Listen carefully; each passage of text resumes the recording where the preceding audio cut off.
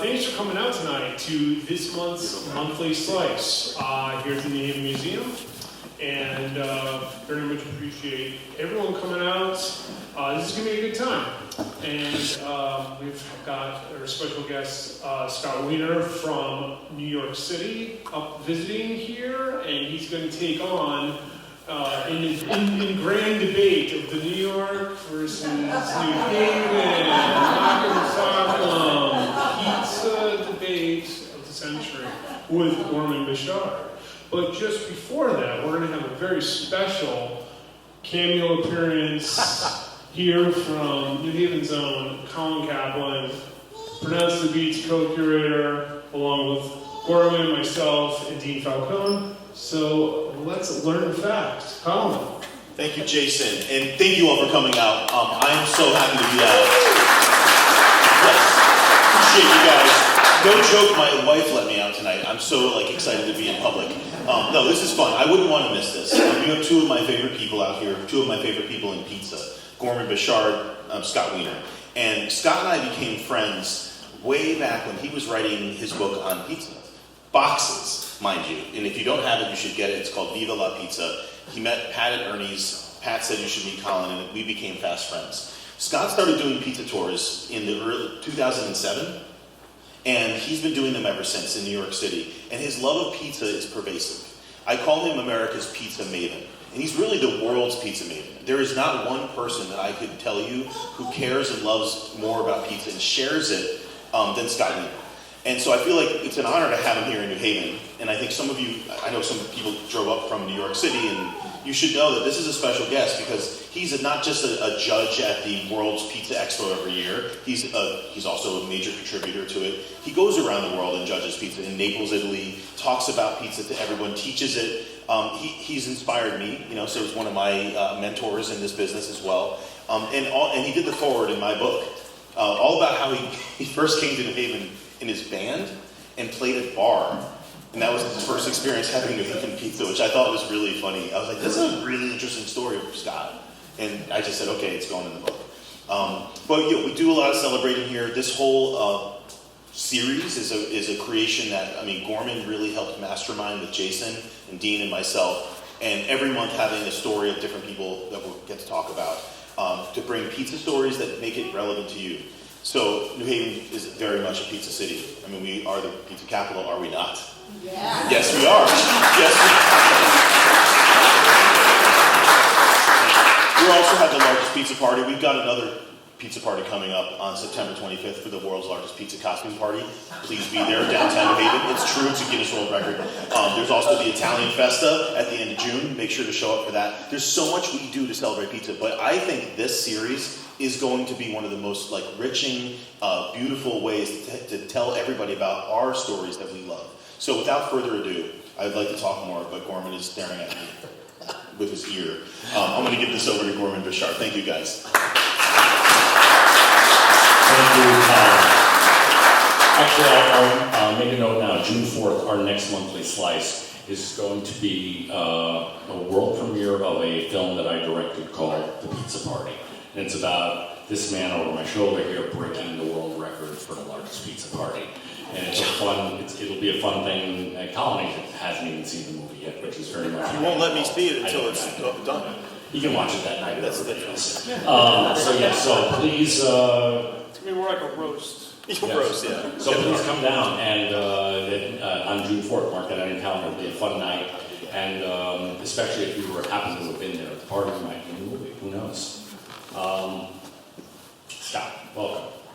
Amazing to be here. Thanks everybody for coming out. Let's just start with a real simple question, because it's such an obvious question to ask. Why is New Haven pizza so much better than New York pizza? So, first I should say, the differences between the two styles are the differences between the two locations. And to expect two cities that are so different, like these two cities, to make something that's the same, quantitatively the same, is to ignore all the beautiful facets of the culture of those two cities. And that's why every time I get somebody on a pizza tour, literally every single week, who says, oh, and just so you know,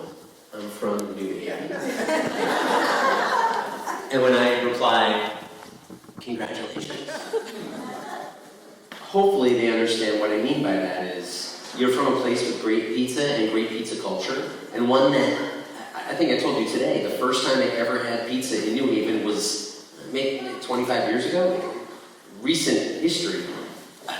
And this awakening happened, not just about there being a pizza that was necessarily better than anything had before, but just something that was so different and with a culture of people who were so enthusiastic about it. And that's the thing that's more interesting to me than whether or not you like one more than the other. It's very personal, which one you like more. The thing about New Haven that I do like more than pizza in New York is New York pizzerias are just like the people of New York. There's a shared experience in the pizza. In other words, we walk up to the counter, we order a slice, and they'll cut it off of the same pizza that the person standing next to me in the line who I've never met before, they're going to eat the next slice over. We live on top of each other. It's so dense, that's how we share our pizza. Then in New Haven, you have this other thing where pizza by the slice is not the force. But that's why it's beautiful, because it draws people to come together at the table. And the fact that it's all from a shared plate, like we ate today, that's the beauty of what New Haven is about culturally, and New York's version is the beauty of New York culturally. You see how I avoided the question? Since the theme of this is the science of pizza, let's talk a little bit about that. I mean, what is it to you that makes a great pizza? When people debate the merits of different pizzerias, I find that they focus on specific elements. Oh, this pizza's so great because it's big. Oh, this pizza's so great because the cheese is so... But when a pizza is truly transcendent, it's because you don't think that you're eating cheese and tomatoes and crust, and you're eating a pizza. It's cohesive. And so what makes a great pizza to me is balance. It's the fact that there is not an all-star of the pizza. It's that the pizza itself is the thing that sings. And that's why cheese is something that, for the most part, you buy. All you have to do is buy the good cheese and then use it properly. Great. Tomatoes, same thing. Most pizza sauces are just tomato. Most pizzerias are not doing a cooked-down spice. It's just tomatoes, choosing the right thing and letting it sing. Dough is the big difference. Dough is the ownership of the pizzeria. We were at Modern earlier today, and we know Billy puts a lot of energy into that dough, and he was talking to us about some days the pizza's just coming out so beautifully, so perfectly, and the fact that he didn't say, our pizza is great 100% of the time and it's always at its best, is the answer to the question. It's this balance, which is this miracle of science. Dough gets better over time because of biology. So to understand how to make good dough is not understanding how much water it needs, it's understanding the biology of yeast, how that interacts with the protein and starch of flour, how a gluten matrix makes a dough extensible but also elastic, and how all of that, after it transforms in an oven, becomes something that you ingest. And the best pizza is the one that when you're eating it, all the ingredients disappear, and all that's left is the singular experience. To say nothing about being with people you love and all this, but it's when you bite into this pizza in a vacuum, with nobody else, no cool stuff on the walls, and no comfy bench, that it's just this like perfect marriage and balance, and all the ingredients disappear, and it's not John, Paul, George, and Ringo, it's the Beatles. And as you're saying that, I'm thinking, that describes the pies we had this afternoon, which were damn near perfect. I mean, I'm just thinking about them right now. We still have 6 slices in there. What do you think I'm going to go on? So,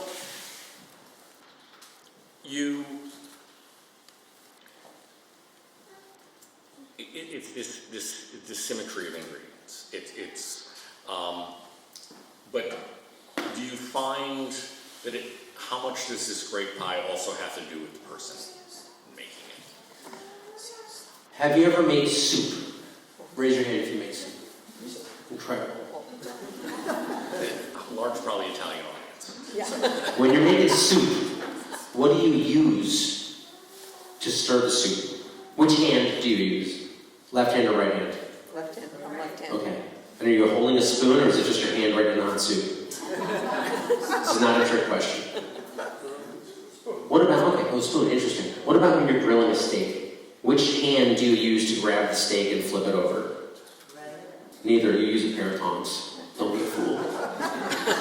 Pizza is different from all other food preparation because it's a pair of human hands that directly contact the product. Hands manipulating dough are the biggest focus of pizza makers. Pizza makers, it's not just a bunch of ingredients. It's, of all foods, breads are a human making contact with the food that you're going to eat, with their hands. And that's why the pizza maker, I don't care if you buy the best ingredients in the world, you spend so much money on these ingredients, they all are going to pass through a pair of hands. And if that pair of hands is not skilled, then the pizza will not be as good as its ingredients. So you start off with, your pizza can't be better than the quality of your ingredients. And then after that, your pizza can't be better than the functionality of your oven. But really, the bottom of that funnel is the pair of hands. So the pizza maker is the singularly most important part. A good pizza maker can make a good pizza with mediocre ingredients, but a bad pizza maker can never make a great pizza with great ingredients. You mentioned the oven, though, and having spent a lot of time filming people making pies in these ovens, and watching it go in one spot, and then a couple minutes later being moved to another part of the oven, then spun around, and then being moved to another part of the oven before it finally comes out. I watch that and go, this is like watching a master painter. This is art. I mean, so how much does that play into it? So this is fascinating because once you enter the oven, I mean, the oven is the only device that you really need for pizza making. You don't need a dough mixer, you don't need a refrigerator. The oven is, you can't avoid that. And every oven works differently. There are ovens that work entirely by convection, and then there are ovens that work with radiation, convection, and induction. It all depends on what you're using. But when the pizza maker understands their oven, then you're absolutely right. Movement from one place to another becomes crucial because the way that those ovens work is, I don't care what kind of oven it is. There's a surface, and something will touch the surface. So let's say it's the oven at Sally's. The pizza goes directly onto the oven at Sally's. There's no pan or anything like that. It's going onto bricks. As soon as it hits those bricks, energy will be transferred via conduction from those bricks into the pizza. And if it's getting into the pizza, it means it's exiting the brick. Their ovens are fired consistently, so there should be enough stored energy that it won't cool down quickly. But if they make 600 pizzas in a row on the same spot, that spot will cool down, which means the bake time gets longer, which means there's more dryness to the pizza, which means the tomato cooks down more, which means the cheese burns a little more, it means you get more of the char, and it might even become burned, whether we like it or not. And that's all because the good pizza maker knows how to manipulate the space in the oven. Because just to continue with the example of Sally's, they have a firebox on one side of the oven. So the heat source is not consistent. There's a gradient of heat throughout their oven. So from left to right and back to front, every spot's slightly different. They cannot say that their oven is one temperature. Their oven is a range of temperatures. And the further you get from the fire, the lower the radiant heat you get from the flame. And so it's like a complete art that if you put a pizza maker from, let's say Bill Bustari goes to Brooklyn to make pizza, he's going to have to understand that oven, and it's going to take a little bit to get used to that oven. Which is why the pairing of the pizza maker and the oven that's beyond the extension of the dough, that's the next level of mastery. You can't just plug it in the oven. It almost looks like they're doing a dance with pizza. Yeah.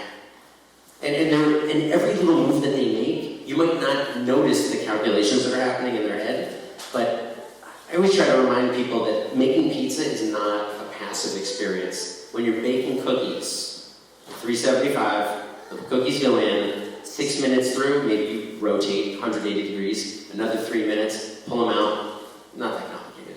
Pizza is an active process, and so when they pick it up, so they'll insert the peel along the side of the pizza, not down the front, because if it's too soft, it's going to rip, along the side, and as they pick it up to rotate it, as they drag it against the floor of the oven, using the friction of the oven to turn the pizza, they're looking at the underside, and they're saying, oh, there's char over here. This way, in the half second that they're doing this, they know that, oh, well, I can't move it because it's already charring, or it's pale on the bottom, I need to move it to a new spot. It's incredible how much is happening, which is why when people start to make pizza at home, which the past 6 years, everybody's become a home pizza maker, and then people realize that it's not that easy. They buy the oven that's going to make a pizza in 60 seconds without realizing that, oh, well, that means that you only have 60 seconds to go through all the movements and operations. It's wild. We tend to think because pizza is so accessible that inexpensive must mean easy and low requirements for knowledge. But it's really the opposite with good pizza. Bad pizza, you don't need to be that smart. Buy it in the frozen section, pop it in the oven, right? So let's talk about the one specific ingredient. 'Cause I remember when I was doing the movie, one of the biggest running questions was, is it the water? Is the water the reason New Haven has the best pizza and New York has the best bagels? What are your thoughts on the water? No. That's it? Shortest answer of the night. Well, I'll put it this way. And actually, this is it. I knew we were going to end up talking about this because it comes up literally every day of my life. That's why I give it up for my lovely assistant, Colin Kaplan, who is presenting me with some beautiful New Haven tap water from the museum itself. This is historical waters. From 3 different cups for no real reason. It's all the same water. No, this one's from 1800s. 1800s. Last century, and this one's brand new. Well, we have this here just because I want to explain about the water question, because I'm sure everybody always has it. And the reason that people bring this up about the bagels and about the pizza, it's a dough question. And I have to mention that first because sometimes there is a percentage of people who ask me, is it the water? And then when I ask them to just explain a little bit more about the question, they don't realize that what we're talking about is dough. So without the water, dough is just a pile of dust. It's salt and flour and yeast, and that's it. And it won't do anything until you add water. When you add water, that's the catalyst for every biological and chemical reaction. The first thing that happens is the water hydrates the flour. And when flour gets hydrated, then the 2 proteins in flour, gluten and gliadin, they start to link together as you knead the dough. Which is why if you're making something that's a quick mix, like chocolate chip cookies, I must be really hungry. This is the second time I mentioned cookies right now. Colin, do you have chocolate chip cookies on the platter? Wouldn't that be incredible? Everything I say, Colin just brings it up. Lobster.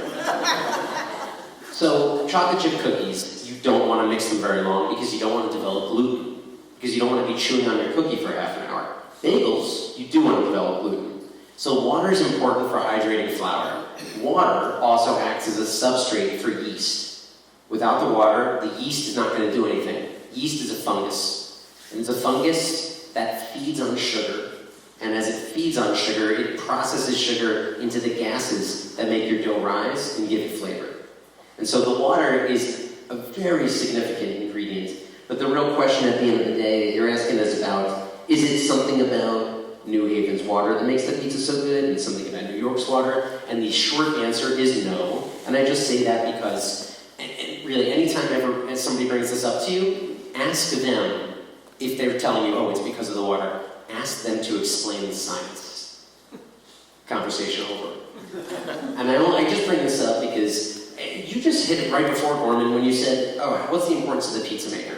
And I feel like the water, while it's important, and while maybe there's a 2% impact on the pizza of the water, there's a 90% impact of the pizza maker. And to blame it on the good water is to remove the features of the pizza maker. But to dig into the science a little bit, water does change from place to place. The water in New York City is from the Krogan Reservoir System, the Ashokan Reservoir System, the Catskill Reservoir System. It's all surface water. And New Haven's water, I believe, is like 80-20 surface water, groundwater. So the sources are different. The treatment of it's a little different. Up here, you guys are doing UV treatment, which we also do, but we don't do filtration, and there is filtration here. And the resulting water is also slightly different in terms of mineral content and in terms of chlorine content. Mineral content is probably the biggest impact on dough. And that's why I always bring with me, wherever I go, a TDS meter. And that's why the lovely Colin Kaplan brought the water up to the front. Because I want to explain, in your water is hydrogen and oxygen, we all know that. But in addition to that, there's also whatever's in the ground. So a TDS meter is what you use to measure total dissolved solids. And those dissolved solids are calcium, magnesium, any of the minerals that are in the water. Now, I haven't pre-tested this water at all, this is just tap water. But I'm gonna put this little meter into the water, and then we'll talk about what it comes up with and what it means. So this says 154, it's 154 parts per million. So 154 parts per million turn this little screen red, which means that it's semi-hard water. Not even close to the 398 that I got in Los Angeles 2 months ago. That's hard water. Or 250 to 275 in Las Vegas. New York City, 44 parts per million. But Portland, Oregon, 17 parts per million. Portland, Oregon, not world famous for pizza.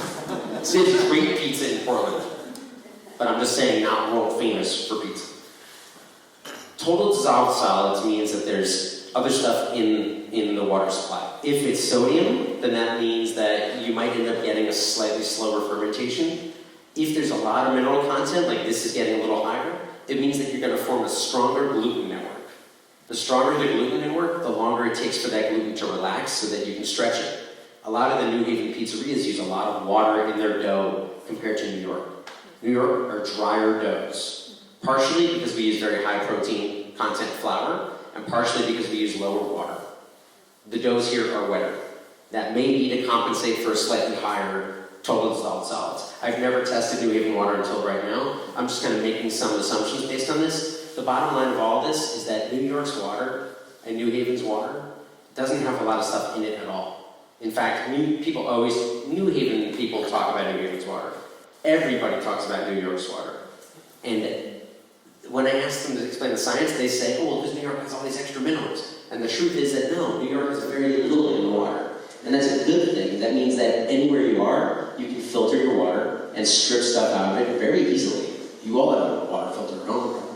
And that gets you down to this number, which if you want to believe that's an important part, you can do it. New York's water isn't hard to replicate, but at the same token, I don't think it does anything extra. It's, and if it's 2% impact, everything else is